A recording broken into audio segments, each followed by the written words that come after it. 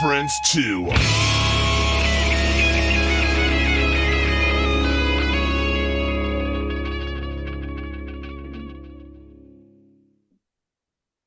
What's going on, guys?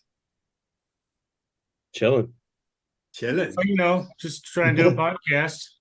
Yeah, yeah. Big keyword trying. Looky, looky. We got guests in the room. Right on. What's up, Billy? How's it going? Going good. You can hear me, right? Absolutely. I didn't realize that I didn't have this Zoom version or whatever downloaded. So I'm like, oh no, hurry up and download. Looks like we're all good. Cool. Not a problem. We'll do a quick introduction round for you. I am John. I'm in Topeka, Kansas. How's it going? I am Randy. I'm in Oklahoma City. Well, we're spread out all over the place. I'm actually his son, Ashton. I'm also from Oklahoma City. Oh, nice. And I am John's adopted son. I am also from Topeka, Kansas. I am Jamie. Well, how's everybody doing? Doing well. How are you doing out there? Doing good. Yeah, I actually have a day job still, so just getting off that right now. Yeah, the Creeps money is just not paying the bills at this point. So, Right. Well, you guys have been inactive for quite a while, yeah? yeah, last show was 9 years ago. Yeah. And hasn't been there had been a few things behind the scenes going on early during that 9 years off, but for the most part, yeah, nothing. I mean, I've gone on and done other bands and everything, but as far as Creeps, we haven't done anything in those for the most part of those 9 years.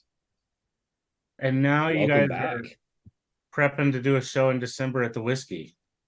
Oh yes, pretty excited myself about that. I think gonna I'm be the an band's awesome biggest fan, so Because the whiskey's iconic and everybody knows the whiskey, right? Absolutely. Everybody knows the I whiskey. can't think of anybody that does not know what the Whiskey A Go-Go is on the Sunset Strip. right. And lucky for us, coming from this area, it's kind of one of our home clubs. Well, now, the scene's changed out there pretty much. A lot of the clubs have closed. So, when we talked about getting a show together and thought, well, we clearly wanted it to be the whiskey, but, we've been gone 9 years. Is anybody going to care as far as, giving us a night, especially, we were lucky to get a Saturday night. Yeah. But thinking, is anybody going to care? We're just assuming, well, sure, they'll know the name and everything like that. But yeah, it went pretty smooth. Jake's the booker over there at the Whiskey. And, if you look at the shows that they have there, it's really good right now. It's a really good time for bands like us to be there. So That's amazing. That That's sounds like an awesome setup. hell yeah. And that's going to be December 17th. yes, it's Awesome. yeah, we were a little weary because we just booked it as soon as you saw the postings. So it hasn't been booked that long. And we were given that weekend and we're thinking, okay, it's exactly 1 week before Christmas Eve. So it's right on that line, So is anybody going to be in town? Personally, well, they probably won't leave until a few days after that. But yeah, everything worked out good. I actually kind of put some feelers out there with our really close fans, and they were all excited. I got no negative feedback like, oh man, I'm going to be out of town that week. That's what I was kind of worried about. But right away, and these are like hardcore fans, people that we actually know now because they would be at all the shows and really into us. And yeah, so as soon as I contacted them, they were like, oh my God, am I dreaming? Is this real? So it started right away. It started having a good vibe to it. So, and and I'm not sure if you're familiar with all the other bands on there, but Foxy Rocks has also come back and done a few shows already. And I was at some of those shows. I might have actually been at both if they only did the two. And one of them was at the Zeros reunion, which is another big band out here, was the Zeros. Mm-hmm. And those shows were just amazing. The crowd was amazing. So it's almost like the timing and everything just kind of fit in there perfect. So it's really exciting, the kind of feedback we're getting from everybody, from the fans and all that. Is that what just gave you guys a boost to say, let's try to do another show now? No, not really. I think because there's not a lot of us involved in the Creeps day-to-day stuff. It's basically me, Macy, and our manager. And they do a lot of the stuff behind the scenes, even without me, just so it was already being a little bit discussed before we really thought that the scene might be picking up. But I guess the whole vibe of everything, where I don't think we'll ever be out of COVID, but we're kind of, it's especially being out here in LA. There are so many shows out here right now. I mean, the scene is as strong as it's ever been at the Whiskey. I mean, Striper just played 2 nights there. Um, I think in everybody's circle, it just felt good. I'm just a big Zeros fan, so even when they did their reunion, I was on top of that right away. Like, in fact, my other band, Molly Vamp, we opened on that show because I was so excited about them getting back together. Because clearly, if you're familiar with the Creeps, you can see there's a lot of similarities in the two bands. I mean, obviously, the Zeros were a big influence on us. And as me personally, Danny Dangerous, of course, is a huge influence. He's, in my opinion, probably one of the best, if not the best, stage performers that came out of Hollywood. So, yeah, it just seemed like the timing was right. But I think seeing how the reaction was to those bands and those reunions. In fact, I went to Faster Pussycat a few weeks ago, and the place was packed. I mean, I don't know if it was technically sold out, but we couldn't even walk in the stairs. And anybody familiar with that, like once it gets packed, it's almost impossible to move. It's just, I don't know if any of you have been to the Whiskey, but yeah, I think the No. capacity is like 500, and I'm guessing Yeah, these were like 600. Good Lord. Yeah, I mean the Whiskey's a great place. It is like you said iconic, but it's right now the strong place for people that are into either the '80s bands. He books a lot of novelty acts there. You'll have like Leif Garrett there one week, and maybe Nice. in the past I've seen like Molly Ringwald and stuff like that. So yeah, Evil. Yeah. See, that's one of our fans, our good fans there that already got a table there ready to go. Yeah, absolutely. Oh, yeah. They are all over the music scene. And Aaron and Evil, they're awesome. Oh, absolutely, yeah. And that's the thing that I like that. Yeah, that's right. It's her birthday party. I won't even go into all the other stuff that she explained that the obstacles that they've had to get through for this show, but to hear people that are that excited about it, it's like you're like, okay, this is really good. There's others too that I don't know if they're on here, but I do get to know them. Some of them I've run into at concerts. I mean, obviously, they go to Evil. They go to a lot of concerts, so I run into them. I think it was like either Hair Nation festivals, stuff like that. I'll run into.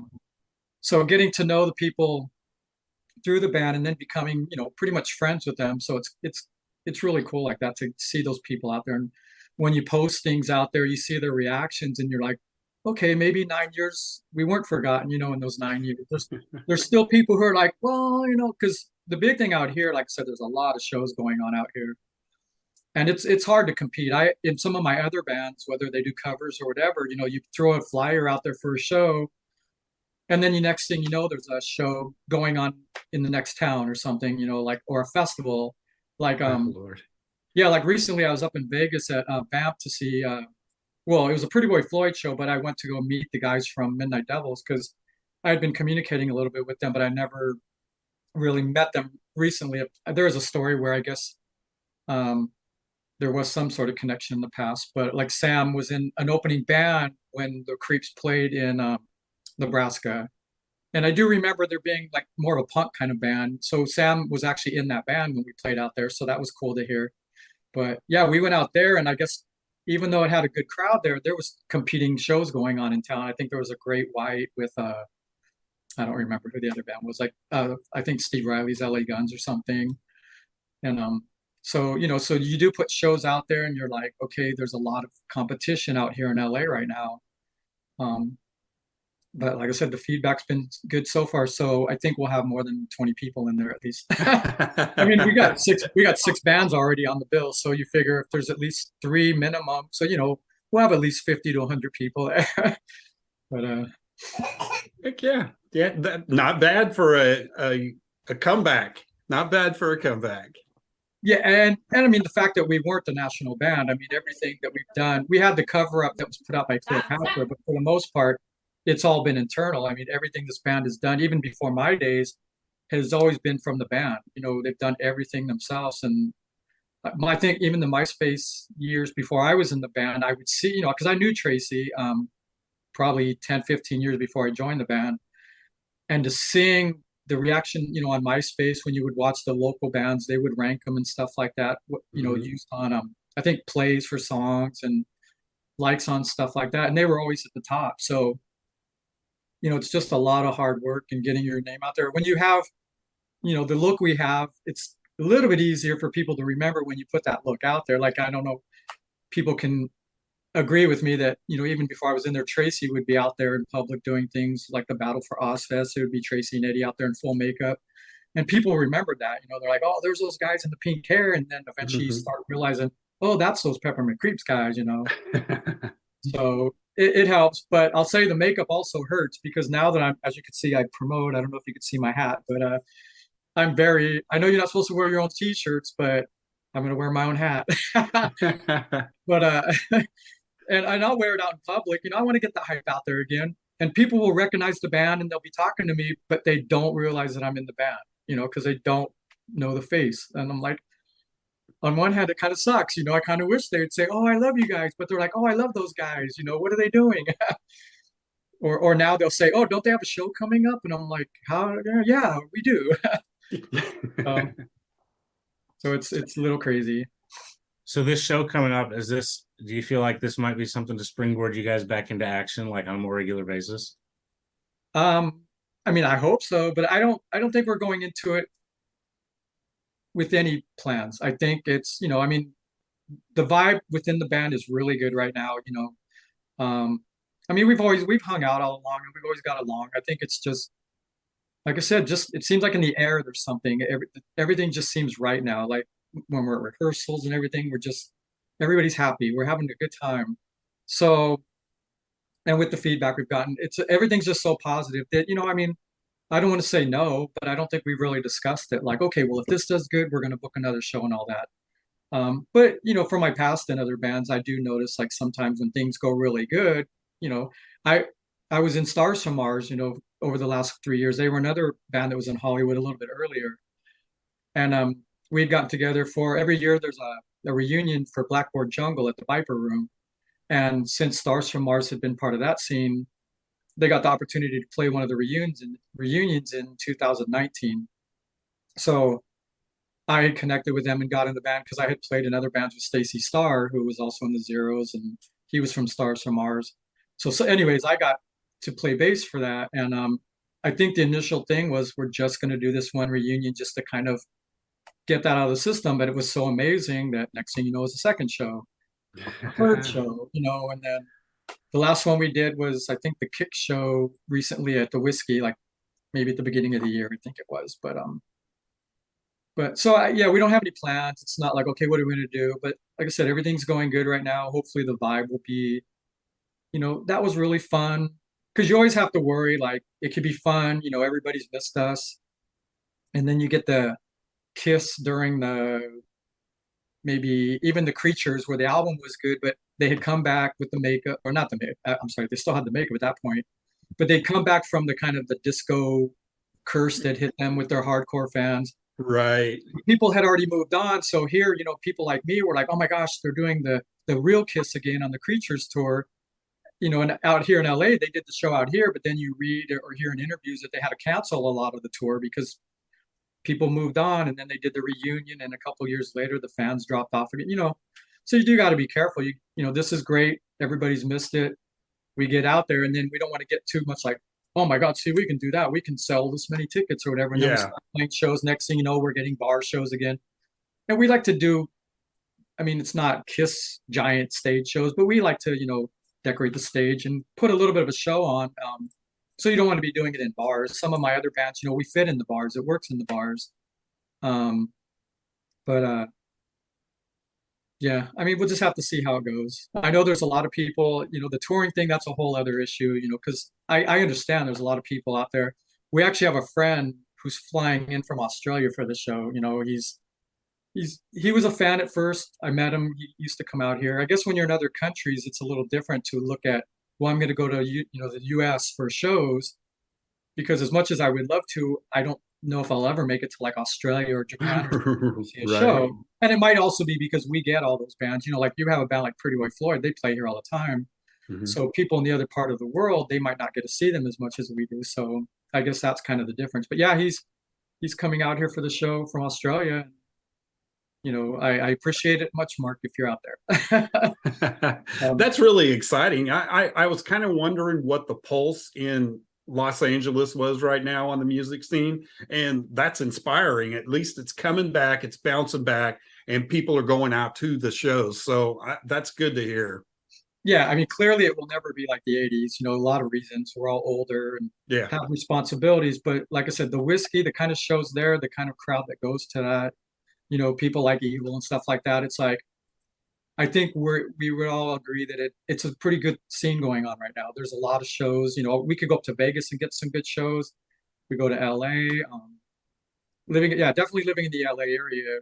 I just saw Judas Priest the other night. Yeah. I can't even go to all the concerts I want. I'm just like, oh, this band's coming. Wait, I can't afford to go to that, or I don't have time for that, or Right. it's some conflicting night. But right now, it's really strong. Probably as strong as it's been in a long time. I mean, let's see what that says. Oh, yeah, questions. I mean, I'll take any questions. I don't know if I'll have much of an answer for some of them if people try to dig too deep into my brain. Right. It's just like, yep, and nope. Yeah. I mean, I try to be open and answer things, but obviously there's probably some things I'm not going to give our set list away, stuff like that. We're Right. old You school. even We got me excited for that show. You seem excited, and especially after you said it was 9 years you guys haven't played anything and you're coming back at the whiskey. That sounds like a dream come true, honestly. Oh, yeah, I mean, because I was a big fan of the band before I joined, so I mean, to be part of it's another thing. And then, the reality is after the last show in 2013, and that was at the whiskey as well. Yeah, it was just we never broke up or anything like that. That was the fifth year. I mean, I don't know how much of the history of the band, but the founding member and drummer Tracy had passed away in 2008.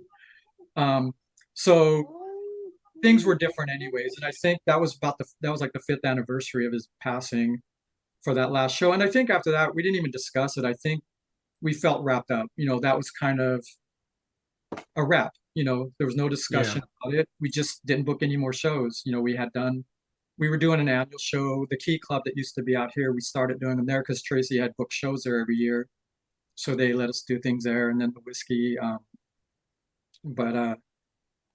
Yeah, it felt kind of not full closure, but kind of like, okay, now, we do have to go on with our lives and see where it goes. And it's just the times right now, it feels so. And the show now, I don't know how much time, if I get completely cut off at 7:30, as you see, I love to talk. Once you start talking. No, we love it. We love it. When we start talking about makes it music, easier. I'm loose. I'm never going to stop and shut up until you cut me off. Right. But I do want to talk about the show because as excited as I am about it, I don't know how much you can see in my thing, and I don't know if he's listening or watching, but I'm wearing my Foxy Rock shirt. Hey. That's I awesome. appreciate that, Davey.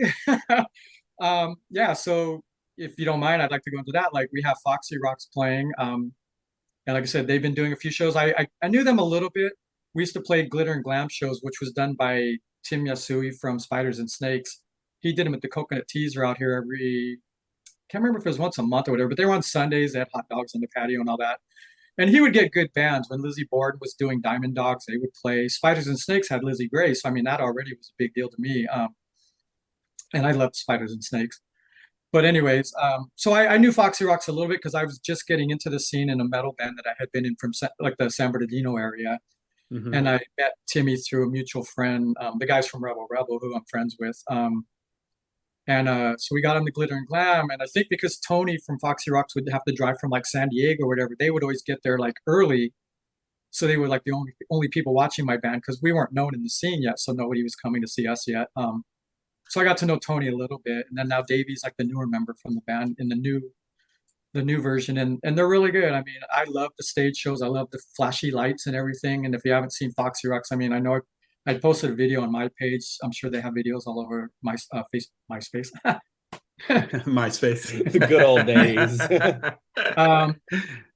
So I don't have an exact answer for that yet. We are looking into that and working on it and hoping to, Evil. So I just don't want to promise anything. Again, 9 years, not only has it been 9 years since we played, but we're kind of, at least me personally, as far as technology and a lot of stuff like that, we're kind of, catching up, because during that 9 years, we really weren't doing any of that stuff. and most of the merch over the time had kind of, thinned out and went away. So, we would like to have some, and hopefully we can get some there. I just don't want to make any promises. Because we've never been about just doing things the cheap way. So, if we can get it and try to make it a full show for everybody. We know people have been, messaging us for shirts and CDs for a long time. Just unfortunately, most of that stuff's either gone or it's just, some stuff might be packed away so far, where we have to find it. And I even had, once we talked about the show, I had to dig out my old clothes, and because they've been sitting for 9 years, and rockers, we don't take care of our clothes. That all my clothes were disintegrating. I mean, literally, because the ones that have vinyl on the outer part, the vinyl was all like ripping off the outside, and I had to almost buy all new clothes because I don't even care about the smell. You just throw Febreze over it. But literally, my boots and everything from the 9 years ago show were no good anymore. But Oh, so anyway, going back to the band. So yeah, so Foxy Rocks, we got them on board. That was something right away. As soon as we started talking the show, I had been talking to Davey, and they had been already talking about doing, some things out there. Trust me, I definitely know you two guys. So, when we do discuss things like that, and we're thinking of who the fans could be and all that, we have all that in our mind, So, like I said, they're very loyal fans to us. So yeah, besides Foxy Rock, so we also have another band that we used to play back in the day, Scarlet Rose. Um, they're getting back. It's the two guitar players are getting back, and they're going to be doing a Scarlet Rose set. So we're excited about that. That was one of the younger bands. We're all the old guys now. So, but Scarlet Rose was one of the younger bands. So we loved. That was a good thing about being with the Creeps. We had a lot of young bands that we could do shows with. So we felt even if they weren't getting like recording contracts or whatever, we felt there was a lot of bands like Robbie from the Peppermint Creeps came from a band called Black from West Covina. And I had seen them before he was in the Creeps when I was in a band called Revlon Red. And when I saw Black, they were these guys that probably in their teens and early 20s, and they had like the killer hair and they just looked good. Like they didn't look cheesy, like they were trying to pretend to be something they weren't. So I had contacted them. This was pre-internet, at least the way it is now. Mhm. And I contacted like email or something. And apparently I had done a show with them. It was a long all day event, so I didn't remember. I probably wasn't even there when they played. But, and then of course, they were so cool and in the scene and all that, Robbie ended up joining the Peppermint Creeps. And then when I came into the Peppermint Creeps, he had come back from being gone for a while. And that didn't last very long, but it was good to play with him because I always liked Robbie. But anyway, so Scarlet Rose will be on there. They're not quite as makeup-y and glammy as us and Foxy Rocks, but they're very good, kind of that, I guess people call like the sleazy kind of rock and roll stuff. Cool. So they were a band that we loved playing with back in the day. Then we have Black Star Sinners is a band that I don't know if you guys know Rich Biggs. It seems like everybody I know in the whole world knows him. So, he's really friendly, awesome guy. And then Ash, who was also in the scene back in those days. So we got them on. My band Molly Vamp that I do, I don't want to say on the side because it's probably the band that I do the most in. But we've been playing shows with them recently, so it's good to get them on board because I dig their stuff too. And then If I Fall is another band from out this area that we've been doing a lot of shows with too. Same thing, they're a three-piece, just really good rock and roll band. And I know we're still trying to fill another slot. I'm working on that right now, but we also, a thing that a lot of people might not know or they're seeing the post that I'm excited about, and I'm hoping the few people out there listening that everybody will try as hard as they can to show up at 6 o'clock. The first band that we have starting it is a band out of oh my gosh, I'm going blank. I had this all memorized and everything. Grand Rapids, Michigan. It's a three-piece punk band Cool. called Oil Change. It will Oil Change, but it's Oi and then the L change. And their drummer is Brittany, who is actually Tracy Michael's daughter. So she's on drums. It's going to be her first time playing the whiskey. So it's almost the next generation is going on to, to get to do something at the whiskey. And I'm really excited about that. At first, I love punk music anyways, and I really love their band. They're good. But they are playing the first slot, I think around 6:15 or something like that. And I'm going to really start promoting it as it gets closer to get the people out there because Brittany's really awesome. And her band's really good. And I think, a lot of people in California tend to get places really late. Well, unfortunately, she won't be on his kit for that show, but yeah, she has his famous glitter kit as well that she uses when they play shows. So that's even awesome. Like she even talks about like she can feel her dad coming through. He's because she just learned drums for the band because her husband is the guitar player in the band. So she just learned drums so she could play in a band with them. So it's that thing that she doesn't know why or how, but her dad's coming through her. And so that's gonna be really good to see her up on the whiskey stage playing. So I think that's something I'm really excited about. I just really hope being California that we can get people to come out early, then come out and talk. She's very friendly with people, and from everything I could tell, she really doesn't mind talking about her dad. I guess to see how many people out here love her dad, and just I think that makes her feel good and happy, and she loves to talk to people about that. So anybody that sees this or just on Facebook, I really hope people can make it out there to see them because they're really, really cool band. So that's kind of what the show stands as far as the lineup. It's going to be a great lineup the whole night. I mean, we're all friends pretty much from one area or another that we've known.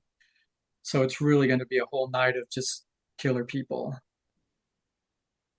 All right, here we go. Right. Like I said, I love how you plugged in a little bit of every single band, but I say most importantly, do you mind if we check out a little bit of what you guys sound like so everyone knows? Oh, I mean, absolutely. Now, I wasn't in the band the whole time, so I don't know what you're going to play, but Well, That's up to Mr. Randy. I've got two queued up. Sweet. We've got Fuck Off and Die and Hero. Oh, are you just doing the song or the video? The video. Oh, okay, yeah, I mean, I'm in both videos, so. Okay. Yeah, we're gonna do short little clips because people like copyright striking us. Oh, yeah, I actually watched some of your guys' interviews, and I remember you talking about that. All right, here we go. This is Fuck Off and Die. Let's see here.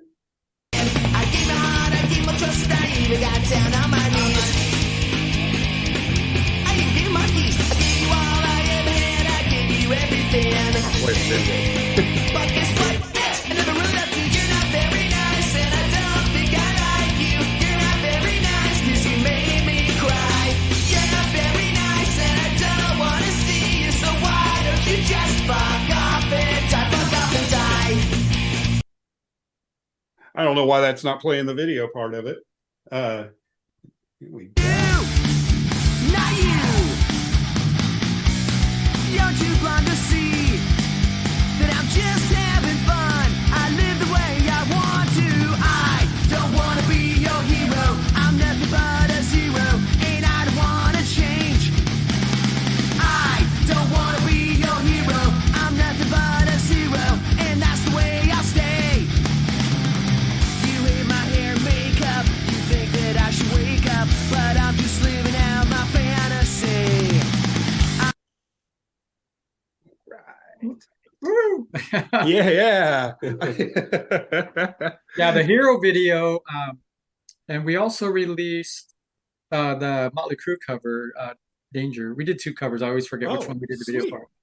So those, and if you go on YouTube and read the information, those were actually recorded a long time ago, like before we stopped playing. We had done a bunch of videos. Even the Our Lips Are Sealed that we released back in the day, those were all shot at, like we did a whole bunch of them. And again, we're things I don't want to say the machine is rolling again, but I mean, the vibe, just to feel everything. So a lot of that stuff is now coming out. I don't know if there's other stuff that will be coming out or not, but those are things we had shot. And then, like I said, when we kind of just put things on the side in 2013, some stuff was left kind of not released yet. So we got two videos out. And so, I was even glad when I get those. I'm like, yeah, that's why I'm the one kind of posting everything online. I'm the social media guy of the band, I guess. Have one. Before we get too far, I do want to make sure I thank Bob Long for linking us up to make this happen tonight too as well. So Bob, I know you were watching earlier. If you still are, thank you very much. Oh yeah, Bob's Oh, awesome. yeah, for sure. He's actually the way I found Midnight Devils and the Rumors, because that's another band that I got to play with them when they were out here recently and met them. So it was really cool because I love both of those bands. I mean, so Bob's got the know out there of who's the cool bands or whatever. And the Yeah, I mean, That's good to have. yeah, and Midnight I know he Devils had are a, dear friends too. yeah. Well, what Of was ours. what was that? The Midnight Devils are dear friends of ours as well.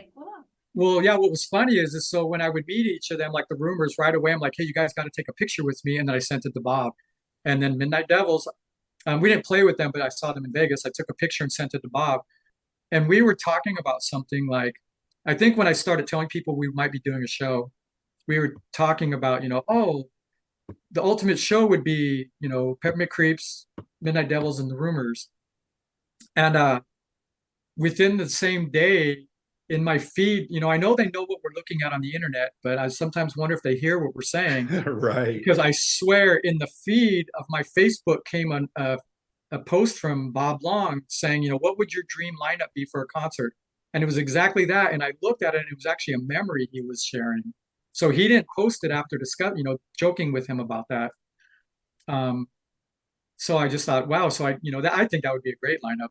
Unfortunately, we're all from different parts of the world. So, well, not the world, but the US. Right. And with what we're doing, I know both of those bands are pretty heavily touring, still.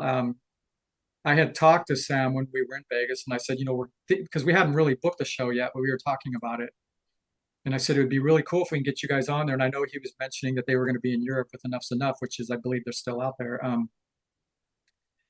And when we set it up, unfortunately, I didn't get to even contact them back to see if we could work it out because once we went through the whiskey and set up a show, the slots filled up pretty quick. I mean, it wasn't even enough time to step back, which is good because I would hate for nobody to want to play with us, So I didn't even have a chance to see if it would work out with them. But I mean, if we do stuff in the future, I think it'd be awesome to play with those guys because I thought because like I said, Foxy Rocks, we had definitely. Oh,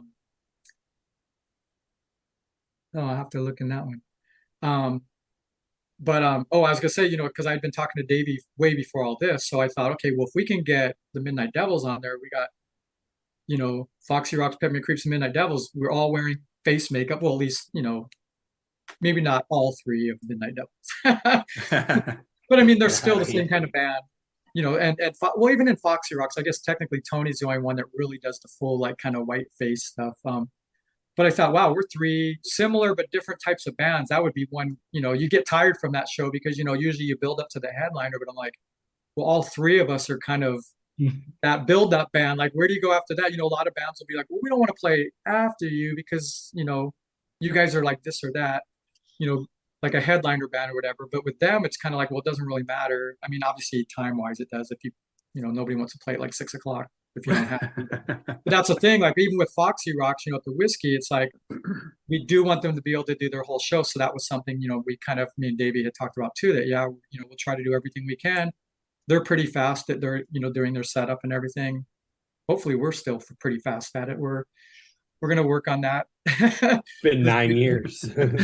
Well, yeah, I mean, the band was around doing it for a long time, so it's not wholly like, a couple times and 9 years went by, but Right. you just want to make sure it's smooth, especially a night like that. We're all hardworking bands, but you do get bands out there sometimes. I've played with bands on, luckily, smaller venues, but the drummers start breaking down on the stage, on the drum riser. Like, and I'm talking breaking down. They're taking cymbals off, breaking down the hardware. You're like, we got a schedule to keep it, but a lot of the smaller places, you don't have anybody doing that. You don't have that one more guys or, we played the whiskey a long time ago. I don't remember which band I was in, but before they supplied backline, they would be taking your stuff outside, and that you don't really like that, but they kept to their schedule there. They weren't going to mess around. So the stage, right when you leave the stage, is a door to the sidewalk on Sunset Boulevard. So if you're not getting it fast enough, well, they're going to get it out there fast enough for you. But they do supply a backline now, so that's not really an issue anymore. But yeah. Pretty excited. I'm sure you can tell. There's nothing wrong with that. Well, going back to the t-shirt thing, I always thought, I read Metal Sludge and stuff like that. I used to post, I'm sure you guys are all familiar with Metal Sludge, but Oh yeah. And I used to post on there, but I could never keep up because some of those guys are good, as far as how brutal they are, but they're good at it. So I just backed off because I would be trying to be funny and then everybody just eats me alive. I remember once I posted something about Revlon Red, and I think it was actually a t-shirt topic too. That's probably why I thought about that right now. going back to that really quick, I'll wear my t-shirts. Why? Because I like wearing t-shirts of bands I like, and I like my band, you know? So that's the way I look at it. But I think, oh, I know what the topic was on Metal Sleds. They're talking about people wearing shirts that don't know the material of the band, which honestly, I don't care one way or the other.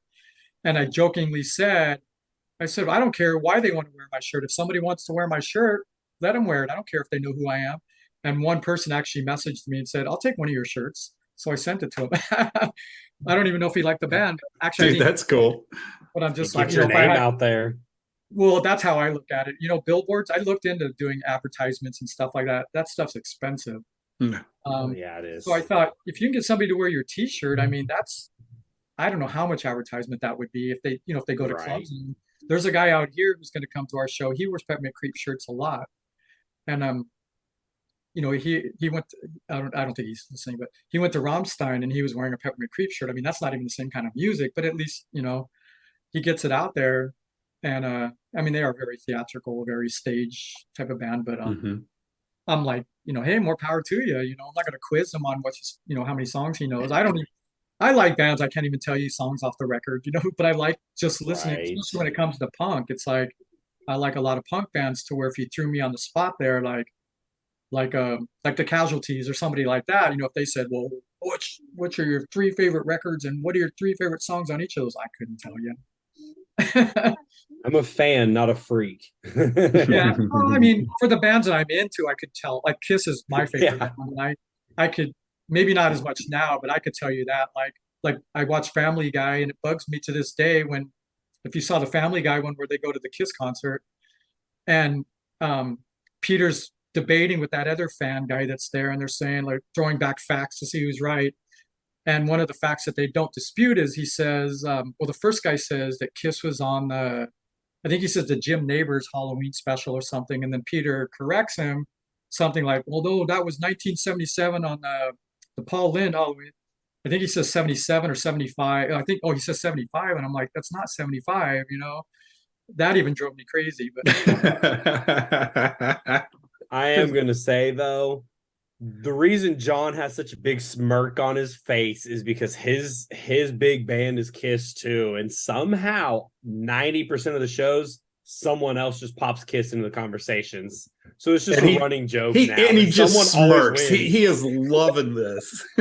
well, I I mean, even thought about putting a sound to it every time someone says Kiss, just do like an alarm or something. well, yeah, I mean, I've been a Kiss fan my whole life. I was one of those. So I actually play in a band called Room Service. That we do Kiss covers. We do some of the stage stuff. We have like confetti cannons and all that, but we don't do the makeup, the costumes, and all that.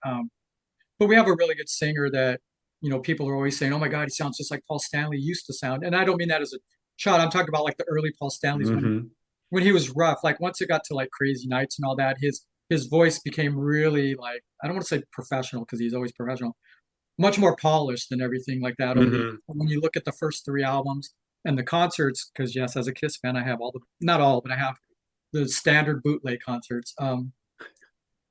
It's like now with the Gooch out there.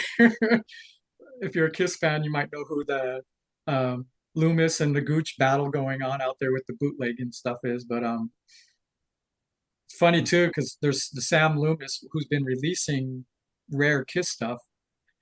My friend's gotten caught up in that, and it's a pretty nasty battle going on because the guy who put that Kiss Alive Forever book out and does a lot of other stuff for Kiss stuff, he apparently owns a lot of rare Kiss stuff. That I think he was the one that sold when the official I video came out a few years back. Because I didn't know there was a video for the song I, like a real true video. We were playing in front of a silly looking crowd of teenagers that you're like, would they really be at a Kiss concert? But it was on eBay for a while because it was like, this is supposed to be the only copy that ever existed. I think it might have even had the counter on it. I can't remember, but yeah. So anyway, so a guy started releasing some of that stuff that they've been holding on to and it's like the top quality of things that, we have the Kissology stuff that's a little rough on some of the quality, but the stuff these guys have is like, first generation kind of stuff where it's like the actual stuff. And but my friend got caught up in that, and it's a lot of nasty stuff going on. Like they'll put stuff up on YouTube and it's shut down right away. And But yeah, I mean, you can tell by the Creeps that there's definitely Kiss influence. In fact, when we did the cover up CD, I had just joined the band, and they were like, they made me feel right away like, okay, we're doing a covers album, because they didn't have a full record ready with the stuff that had happened that gave me the ability to join the band. There was a little bit of sloppy drama stuff going on, so they just wanted me to get in and get things going to make sure that fans didn't lose interest or think the band was crumbling or something like that. So since everybody else was doing cover records, it gave us an opportunity to do that. And right away they were like, "Oh, give us a list of songs. Give us." I think it was 3 songs, figuring each, because that's when Robbie was still in the band, so there's 4 guys. And Talk to Me is the one I picked on there. That was one of the ones I picked on there. So I got that on there. I don't know why I picked that one. I think we discussed things, and it was one that they had worked on before, and I love the Unmasked album, so I'm always good for that kind of stuff. In fact, in my Kiss cover band, I'm always joking, wanting to do things like sometimes we do Sure Know Something, so it gives me we joke about my bass solo. It's not really a bass solo, but it's an opportunity for me to go up to the front. But that era, the Dynasty and Unmasked, I love that just as much as anything else. But so I'm always pushing for those, like joking, like, "Hey, let's do Shandy" or something like that. But I mean, we really do mostly survive on doing the classic lineup, and for the most part, the first 6 records we will do. I can't believe I'm going blank on a live too. The most popular song on a live, oh my God, All American Man. We do All American Man, and then we've done we have tried doing Psycho Circus, the song. We've done War Machine and stuff like that. But yeah, I don't know if I'm going way over my time here. We don't care. But definitely you go. What I was gonna say, so when we did Cover Up and I picked Talk to Me, but I also did Sex Pistols for Bodies. That was, for some reason, I've always wanted to cover that song in any band I've been in, and they gave me the opportunity to do that. I also picked another random one, which we didn't end up putting on. There was Tony DeFranco and the DeFranco family, Heartbeat, It's a Love Beat, or whatever their real song name is. It's a teeny bopper song from the 70s. But it had a part in it where he says, it's like the Osmonds. It was kind of like a little bit lesser popular Osmonds. The smallest brother sang with the cute little girly voice. But it had a part in it where it said, something about listen to your heartbeat. And I thought that would be great for Tracy to kind of expand on, But the reality is I was excited like I am about all this band stuff. And, we talked about it later, like, well, we can do it, but have you thought about learning it? Like what's involved in it? Because it wasn't really a rock song. It was a lot of vocals, because there's a whole family singing. There was a lot of stuff going on. So the reality kicked in. I'm like, yeah, I don't even know if I know that bass line or if I can even because we wanted to get it out fast. So that's got scratched, but that's a nice little sneaky little fact. As Tracy would always call everything sneaky. So, but going back to the Kiss stuff, in fact, some of the stuff I had thought about, because it is a cover-up album, it's all covers and all that. I thought, hey, since I do the green eyeshadow kind of up, maybe I should do one of them as Gene Simmons' design, but still in green. But again, the reality of you don't want to get sued. Right. Right. Gene would never sue. Especially because Cleopatra was going to be putting this out for us. We originally put a version out that was ours. It had like the little compact, because cover up, And then Brian at Cleopatra was like, "Oh, I'll put it out for you guys and all that." But we reshot the cover and everything and did like a kind of weird, because we did a New York Dolls photo where they're on the couch and everything, but we didn't do a New York Dolls song. So that was kind of, I love the picture though, so I'm not going to complain. Right. I'm always picky about my pictures. So when a cool one that I like actually comes out, I'm like, I don't care what it was for, if it made sense. I love that picture. So, but yeah, everything about me is Kiss though. I mean, that's why I think I like the Creeps, because it was Kiss, but it was like a different spin. It wasn't, I don't want to name other bands because I like all those other bands, but I felt it was enough spin to be original. Like the neon, I look at more, we have a Tim Burton influence just as much as we have, a Kiss influence, or, there's a lot of other bands that, a lot of us had punk and metal. That's why if you look at the cover up, it kind of shows you where the influences of the band. Pantera's on there. Yeah, we're a punk Kiss, or yeah, when I explain people what we're about, people who I know aren't going to really understand anyways. I'm like kind of a Neon Kiss. I don't know. Musically, yeah, musically definitely more punk than anything. When we do certain songs like "Fuck Off and Die Live" and all that, when we got a good crowd, I'm sure the people who don't want to be part of it or and up in front get it, but we get a nice little mosh pits going every once in a while. There's a few songs that can get that going. But yeah, without revealing our set, we've been rehearsing and all that, and I like this set. The set's real. Not that I don't like our songs, but or any of the songs. But this set just feels so good to be coming back with. Um, I'm just like, I like the set, everything about it. But yeah, I mean, I won't be jumping like Paul Stanley in my boots though. So, I have more of the Ace Frehley, like one solid kind of bottom. I'm not how Paul Stanley does it, not only ever, but now at his age in the 70s, how he can even do Mhm. that without, I mean, even with the balance he can have, but like, not to be, the reality is, his bones, how they don't collapse or something with all that pressure. I mean, that's Right. brutal on his body. And I see them, when they come around every year. Their last show was amazing. The last tour that they came through here. And I'm just like, how that guy can even do that. I don't know. I hope I can, I just think I hope I can stand when I'm 60, let alone jumping up and down in 8-inch platforms when I'm 70. Right. So, your first- I gotta throw the boots on for rehearsals. I'm gonna start doing it now just so I can make sure that I don't get there. And one thing I definitely don't want to do with all the cameras that are out there nowadays, hint, hint, evil. I don't want to fall. There's those few videos where Gene Simmons starts stepping back and falls on his ass. So Mhm. I don't want the one thing that comes out of the show to be like me falling. So So hopefully, your first album was the cover up, and so then In Hell would have been your first album of originals. Is correct. that correct? That's a great album. I spent the whole afternoon with that album. Just Another Day is a cool song. Hero is a cool song. When you talked about covers, you did She Sells Sanctuary, and I'm a huge Cult fan. Oh, nice. Great song. So, and your version of that song is awesome. I love the intro and your spin that you guys put on it. It's phenomenal. That whole album's good. I listened to it. I run a lot, and I ran and listened to that whole album during my run today, and it's a phenomenal album. I love it. Oh, nice. Awesome. Well, thank you. Yeah, whenever basically would give me the copies when we were just getting them done recording.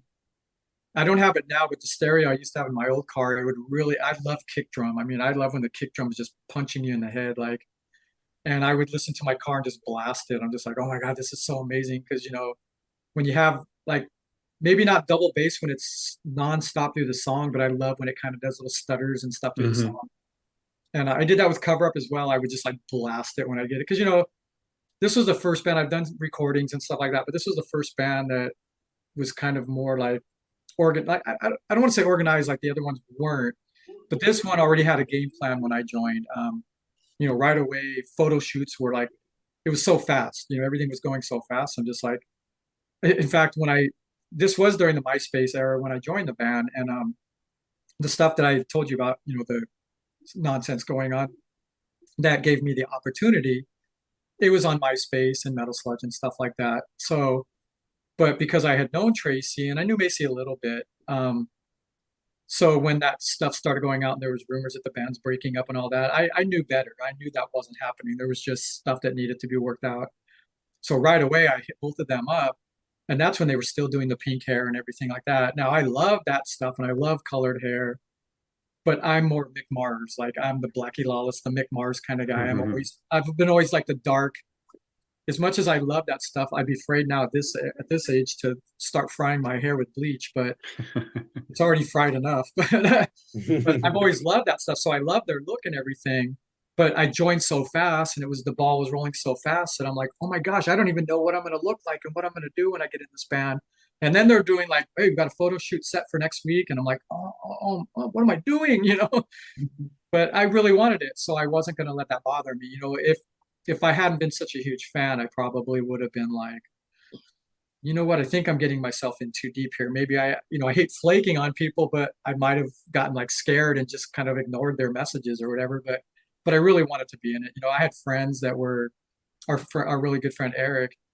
even when I wasn't in the band, but we would go watch them at the Key Club where they could really put on their good show. And they had gotten really, they got their stuff down. I really thought, when they had the lineup of Tracy, Macy, Eddie, and Robbie, right within the year before I joined, they were really getting good, really solid. I loved watching their shows. And I would sit there with our mutual friend Eric and, just kind of like, man, I wish I could get in that band, but at the time I didn't think it would ever be something possible. And Revlon Red, we were, side by side with them. We would do shows with them. So we were all like from the same scene. So it wasn't a stretch. I just didn't know if there would ever be an opening. But that all came at the right time. It just seemed perfect. I felt I was ready now. Because Tracy was always trying to hit up people to be in bands when he was doing like Glam Vest Like Vampires and Candy Apple Queens. He had the vision of what he wanted, but he was still trying to find that. Like, so he would ask everybody, "Hey, you play music? Hey, I'm looking for a bass player. Hey, I'm looking for that." It just took a while for it to really come together. In my opinion, when him and Macy teamed up, I think was the first time. I didn't know Macy at the time, but I saw them. I think it was at the Roxy, and I just thought, wow, those two guys are good together. They're a really good team. And it just went from there. They just, worked a few things out, got that lineup. And then when that opportunity came for me, like I said, I jumped without even thinking the whole thing out. Like, what am I going to do? So when we were doing the photo shoot, we're trying to figure out how to do my hair. Because prior to that, Tracy could cut his own hair really cool. He had the greatest hair out there. And he would cut everybody in his band's hair the same way, so it was a lot of him. But then as Macy went more to the Mohawk kind of look and all that, it made sense more that we didn't all have to look the same. We could all have our individual thing. So then we're just playing around with the first pictures I have out there where I did have pink streaks and it was like really high because there's a big, massive hair clip he put there instead of just a ponytail. But it didn't take that long to figure it out. But yeah, the ball was rolling so fast, I wasn't used to that. And then because I joined the end of 2006, and then by 2008 we were going to Europe and doing a U.S. tour and everything like that. So it was nice to get to do that. We had some troubles on those tours, but getting to do that, those two CDs are out, and then we also, I don't know if you guys are aware, we also had put out instead of Greatest Hits, Greatest Misses Live CD, which they're pretty rare at this point. And there's a DVD to go with it, but it's live footage basically spanning most of the time, the whole era. Like, so there's a lot of stuff way before I was in the band. Like there's Coconut Teaser footage out there where they were just wearing whatever they could find, not so much like outfits, just a lot of polka dots and a lot of stripes. So there's footage of that. Then it's all the way up to, we did acoustic shows in 2010, I think it was, at a couple of the Hot Topic stores out here. For a while, they were doing acoustic shows for local bands in all their stores. I think the year we did two of them, because we did City Walk in Hollywood and Highland. I think that year for Halloween, they wanted every store to have an acoustic show going on that weekend. So we were able to get two of them. We did one night and then the next night. I think there's a video from there on there. So if you're able to find those, I don't have any. I have my one copy. And I was noticing in the background with all I guess those are CDs. And Yeah. I'm a big, I don't know if you got the same ones, but I get them at Hobby Lobby. So Yeah. you catch them on sale where it's two for the price of one kind of thing. Damn right. And if you watch the sales, they do them almost like it's a cycle. They do the frames and then they do another one and then they go back. So I bought tons of those t-shirt ones. So I have a wall in my house with all my Creep stuff, like the couple t-shirts that I'm part of. Yeah, I love those Hobby Lobby things. My girlfriend actually she got one when we went to the Zero show, and she has one from the Rumors show that we went to. Oh, cool. She's much more creative than I am, so she put like a cool background. Mine just have like yours, all the white background. But she gets really creative with her stuff, so maybe it'll inspire me eventually. But mine are on the wall now. I don't want to deal with them anymore because they're up there. Leave them alone. Yeah. Once it's done, it's done.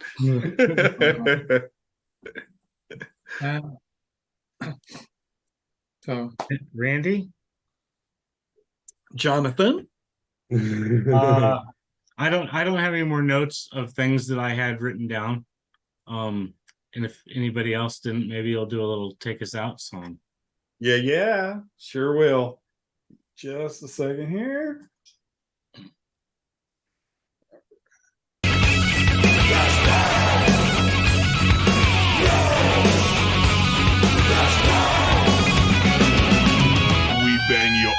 friends too.